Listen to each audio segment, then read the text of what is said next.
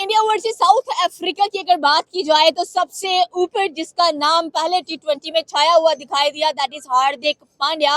28 पर 59 करने वाला ये प्लेयर और इंडिया को 100 से उठाकर 176 का टारगेट दिलाने वाला भी कह लें कि यही प्लेयर बना। और स्पेशली अगर देखा जाए तो भारतीय टीम ने जिस तरह से 74 पर पूरी की पूरी साउथ अफ्रीका की जो टीम थी वो कट के अंदर पैकअप करा दिया उनका कि भाई पहला टी20 हमारा हो चुका है, सेकंड टी20 की तैयारी आप अच्छे से करके आना, क्योंकि आपने कहा था कि हम अभिषेक की तैयारी करके आएंगे। लेकिन पेपर में अगर देखा जाए तो हार्दिक पांड्या का सवाल आता हुआ दिखाई दिया। और जिस तरह से हार्दिक पांड्या ने 3 माह बाद अपना कमबैक किया टी20 के अंदर, बहुत ज्यादा कह लें कि इनके जो फैंस थे वो बेताब भी थे कि हार्दिक पांड्या ऑस्ट्रेलिया के खिलाफ हम लोगों को क्यों नहीं नजर आए।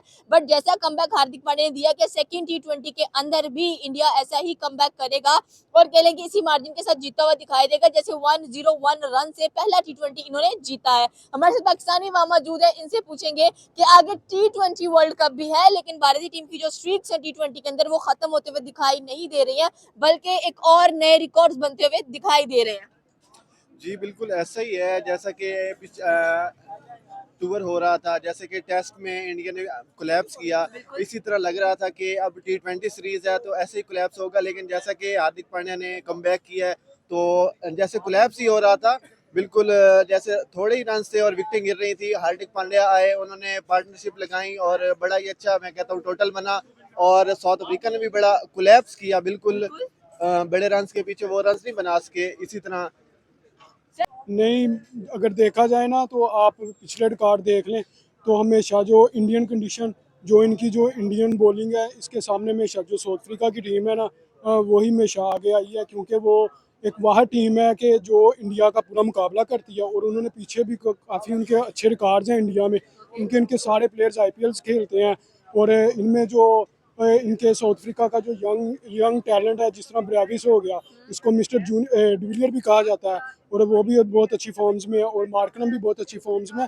बैड लक हो जाती है, ये नहीं है कि अब नेक्स्ट मैच में इंडिया ये पीकॉक अपनी रिटायरमेंट वापस लेकर आए हैं। जी, तो देख लेना, उन्होंने रिसेंटली पीछे दो सेंचुरियां भी लगा दी है उसने वनडे में, एक पाकिस्तान के खिलाफ और एक इनके खिलाफ भी लगाई है, इंडिया के खिलाफ। तो ये आप नहीं कह सकते कि अब एक मैच से अंदाजा लगा लें कि जी इंडिया ही जीतेगा।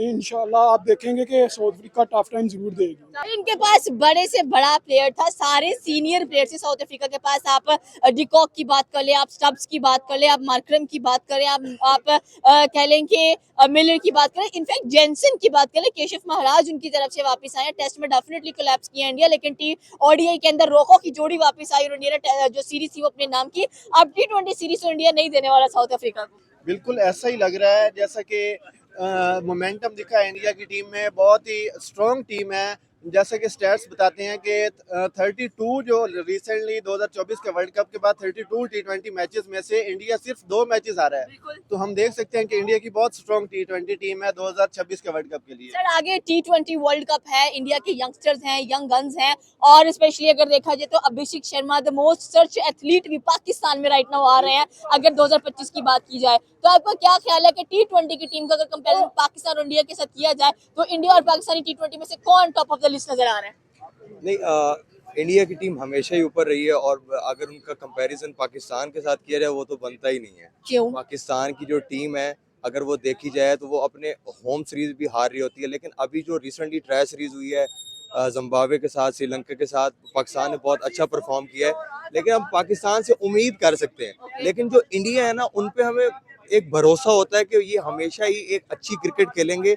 उनका जो क्रिकेट का सिस्टम है वो बहुत ज़्यादा अच्छा है, पाकिस्तान से तो बहुत ज़्यादा बेहतर है, और इंडिया क्रिकेट भी बहुत अच्छा खेलता है। तो हम लोग यही उम्मीद कर रहे हैं कि इंडिया फाइनल तो खेलेगा ही खेलेगा, आगे किस्मत होती है कि वो जीतेंगे। डेफिनेटली दोनों टीमें बहुत अच्छी टीमें हैं, और अगर साउथ अफ्रीका की बात की जाए तो वो सारे के सारे एक्सपीरियंस्ड प्लेयर नजर आते हैं, और अगर इंडिया की बात की जाए तो यंगस्टर्स हैं, यंग गन्स हैं, और जिस तरह से वो परफॉर्म कर रहे हैं, इंडिया अभी तक टी20 में अनबेटेबल हम लोगों को नजर आ रहा है। जी बिल्कुल, एक तो उनको हमेशा से अपनी होम कंडीशन का फ़ायदा है, ठीक है। तो दूसरे उनके जितने भी यंगस्टर हैं वो सारे IPL इसी ग्राउंड्स में खेलते हैं, और उनको इनका इस चीज़ का बहुत ज़्यादा फ़ायदा होता है। तो रिसेंटली ये आप देख लें कि बैड लक हो जाती है, मैं यही चीज़ कहूँगा। तो जो साउथ अफ्रीका की टीम है ना, मुझे उम्मीद है कि ये सेकंड टी20 में कम बैक करेगी, और इनको टफ टाइम देगी। सर इंडिया ने कह लें कि बांग्लादेश के खिलाफ 297 का हाईएस्ट स्कोर दिया हुआ है बांग्लादेश को। इस बार लग रहा है कि हाई स्कोरिंग पिच भी है सेकंड टी20 के अंदर, तो 200 प्लस तक जाएंगे सारे के सारे। कोई बात नहीं है, लेकिन आप साउथ अफ्रीका की बैटिंग अगर देखें ना, उन्होंने इनके इंडियन के खिलाफ 358 भी चेज किया हुआ है।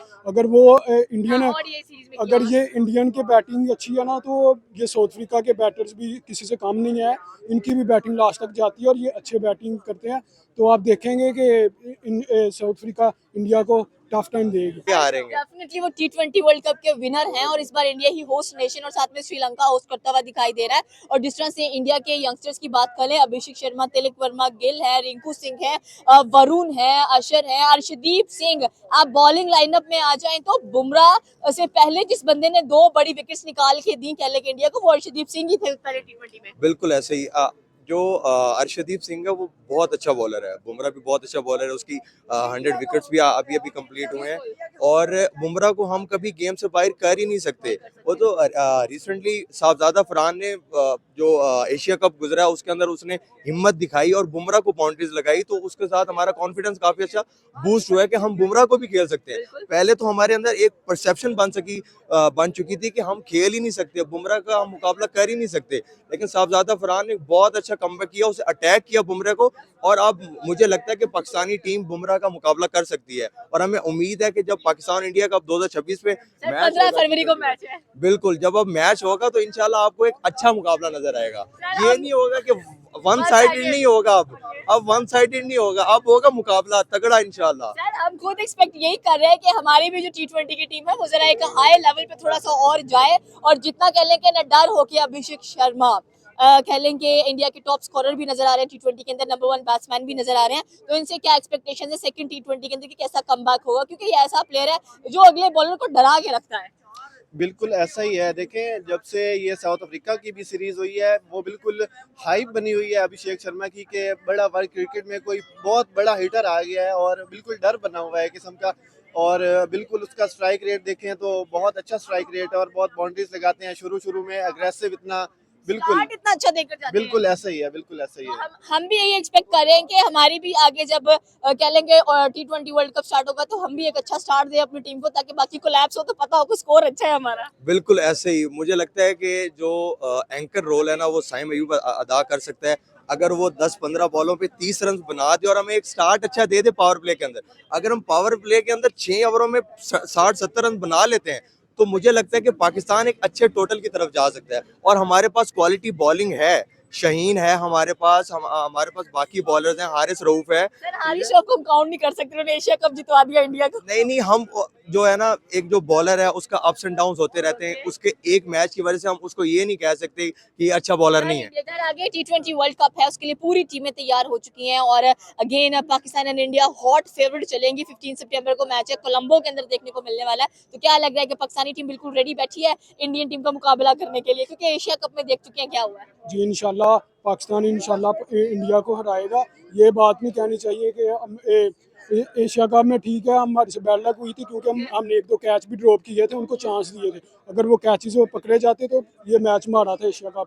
तो इंशाल्लाह ताला अगर उनके पास ये हार्दिक पांड्या फॉर्म में, हमारे पास साहबजादा फरहान भी आ गए हैं, हमारे पास नीचे छठे नंबर पर बैटिंग करने के लिए हसन नवाज भी हमारे पास मौजूद है, हमारे मोहम्मद नवाज भी काफ़ी अच्छे हैं जो कि वो फॉर्म में चल रहे हैं। और हमारी बॉलिंग जो कि नीचे से जो क्लैप्स करती है, हारिस रऊफ जो डेथ ओवर में ज़्यादा मार खा जाते हैं, लेकिन हमारे पास है वो जिस तरह एक भाई ने बात की थी कि सलमान मिर्ज़ा हमारे पास एक अच्छा बॉलर है, हमारे पास दानियल अहमद भी बाहर बैठा हुआ है। इंशाल्लाह ताला इन बच्चों पे उम्मीद है हमें कि ये हमारे पास डेप्थ ओवर्स के लिए बहुत अच्छे बॉलर्स हैं। हमारे पास है कोई डेप्थ ओवर का जिस पे हम भरोसा कर सकेंगे इसको एंड पे भेजोगे ना तो ये स्कोर नहीं खाएगा, ये उड़ा के आएगा। मुझे लगता है कि जो अभी पाकिस्तान के जो राइजिंग स्टार है ना वो सलमान मिर्जा है। जिस तरह उसने रिसेंटली पीएसएल के अंदर बहुत अच्छी परफॉर्मेंस दिखाई है। अनफॉर्चुनेटली फाइनल्स के अंदर उसे लास्ट ओवर में छक्के लगे थे, लेकिन मुझे लगता है कि वो लेफ्ट आर्म बहुत अच्छा बॉलर बन सकता है और वो राइजिंग स्टार है, उसको बैक करना चाहिए, उसको अच्छे और टी20 अच्छी टीम्स के खिलाफ खिलाना चाहिए। और मुझे पूरी उम्मीद है कि वो 2026 के वर्ल्ड कप के लिए भी सिलेक्ट होगा। सर गिल की जगह पर किसको आना चाहिए, बिकॉज गिल की परफॉर्मेंस इतनी अच्छी नहीं आ रही नजर, टेस्ट में भी परफॉर्म नहीं कर पाए साउथ अफ्रीका के खिलाफ, और ये सीरीज में वैसे इंजर्ड हो गए वो, और स्पेशली अगर देखा जाए तो T20 में भी संजू सैमसन को बिठाया हुआ है, तो क्या संजू सैमसन को वापस आना चाहिए अभिषेक शर्मा के साथ एज एन ओपनर? मुझे नहीं लगता कि शुभमन गिल को रिप्लेस करना चाहिए। वो एक ऐसा प्लेयर है, वो किसी मूवमेंट पे भी वो कमबैक कर सकता है। ये नहीं है कि वो 3 मैच 4 मैच या अगर 5 मैच में अगर नहीं चला तो उसको हम गेम से आउट कर ही नहीं सकते। वो एक बहुत अच्छा टैलेंटेड लड़का है और वो कमबैक करेगा, मुझे यही लगता है। उसको कंसिस्टेंसी से उसे खिलाएं, कंसिस्टेंट है, ठीक है, कोई बात नहीं। अगर वो 3-4 मैच में नहीं चला तो ये कोई it's not a big deal, उसको खिलाना चाहिए। सर उसको हम खिलाएं तो शाहीन का कंपैरिजन बुमराह के साथ करते हैं और अभिषेक का कंपैरिजन साइम के साथ करते हैं, तो आपको लगता है कि बनता है कंपैरिजन इन चारों का एक दूसरे के साथ? यार देखें, हम पाकिस्तान के नेटिव हैं, ठीक है, हमें प्यार है पाकिस्तान से, लेकिन अगर देखा जाए तो 70-30 या 40-60 हम बोल सकते हैं कंपैरिजन बनता है, लेकिन हम ये कहें ना कि वो बेहतर हैं, इंडियन से बेहतर हैं, वो मुझे नहीं लगता। शहीन नो डाउट या is a good bowler, Saim is very talented, I know, और उसने प्रूव भी किया है, ठीक है, लेकिन हम अगर अभिषेक का लेवल देखें, वो भी न्यू है, ठीक है, मुझे समझ आ रही है, लेकिन अभिषेक जिस बेखौफ हो के वो खेलता है ना, बिल्कुल खौफ लेता ही नहीं। वो ये नहीं देखता कि कौन सा बॉलर है, कौन आ रहा है, कौन नहीं आ रहा, वो बस घुमाता है और मारता है। और बुमराह भी इसी तरह, वो नहीं देखता कि कौन सा बैट्समैन है, उसे पता है मैंने कहाँ पे बॉलिंग करवानी है और कैसे करवानी है। इंडिया और साउथ अफ्रीका को कितने परसेंट चांसेस देंगे सेकंड T20 के लिए? वो इंडिया जीतेगा, ऑब्वियसली इंडिया सीरीज जीतेगा? जीतेगा आराम से, हो सकता है 3-0 हो जाए, मुझे लगता है। सर 5 मैचेस है। सॉरी 5 मैचेस हैं, तो मुझे लगता है एक आध मैच में अगर अनफॉर्चुनेट इंडिया के साथ हो जाए वो हो सकता है, अदरवाइज इंडिया को T20 के अंदर आई थिंक कोई नहीं बीट कर सकता, ऑस्ट्रेलिया के अलावा। ऑस्ट्रेलिया जानता है कि इंडिया को कैसे मात देनी है। उम्मीद तो लगा लेते हैं, लेकिन हमें लर्न बहुत ज्यादा मिलते हैं रिजवान जो कहते हैं कि या तो लर्न है या तो विन है। हमेशा बड़े मैचों में हमारे से जो गलती होती है ना, हम खुद चांस देते हैं अगली टीम को, हमसे कैचेस ड्रॉप होते हैं जिनकी वजह से हम कैचेस विन द मैचेस। जी यही बात है कि कैचेस विन द मैचेस, हम खुद इनको चांस देते हैं, लेकिन ये मैचेस हमसे कभी भी ना जीते, क्योंकि एक तो पहले 190 की टीम थी, अब ये जरा हमारे यंगस्टर हैं तो थोड़ा इनका एक्सपीरियंस नहीं है, तो लेकिन ये है बाबर आजम, सच्ची बाबर आजम पे सवाल नहीं किया कि लग रहा है कि बाबर आजम वापस आएंगे T20 फॉर्मेट के अंदर और कप्तानी करेंगे अगर सलमान आगा हट जाते हैं वहां से, और स्पेशली अगर देखा जाए तो जरूरत है बाबर आजम की T20 स्क्वाड में उनको शामिल किया जाए? वैसे अगर देखा जाए तो मैं अपना ओपिनियन के मुताबिक बोलूँ ना, तो बाबर आजम शायद को नहीं खेलना चाहिए। मेरे राय के मुताबिक जोन से है, तो अगर हमारे पास यंगस्टर को अगर मौका दिया जाए, हमारे पास सैम यूब भी हैं और उनके साथ साजिदा फरमान है, फिर हमारे पास फ़खर जमान बैठा हुआ है। अगर शायद मैं कैप्टन होता ना तो मैं इन लड़कों को ऊपर चांस देता, क्योंकि आप देखना है कि जो पावर प्ले के ओवर होते हैं ना, वही डिसाइड कर देते हैं कि मैच किस तरफ जाना है।